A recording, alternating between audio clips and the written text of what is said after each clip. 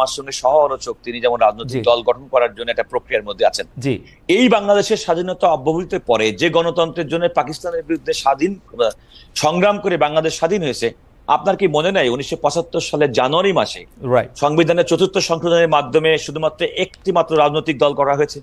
আপনার কি মনে নেই সেই সংশোধনের মাধ্যমে বাংলাদেশের স্বাধীন বাংলাদেশে 4টি সংবাদপত্র পরবর্তী সরকারকে আপনি রাজনৈতিক সরকার বলবেন না? এটা তো রাজনীতি।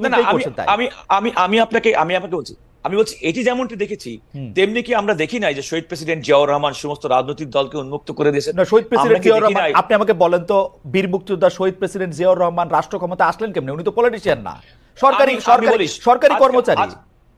আমি যদি বলে থাকি, আজকের জাতির ঐতিহাসিক প্রয়োজনে শহীদ প্রেসিডেন্ট জিয়াউর রহমান 7ই নভেম্বর বাংলাদেশের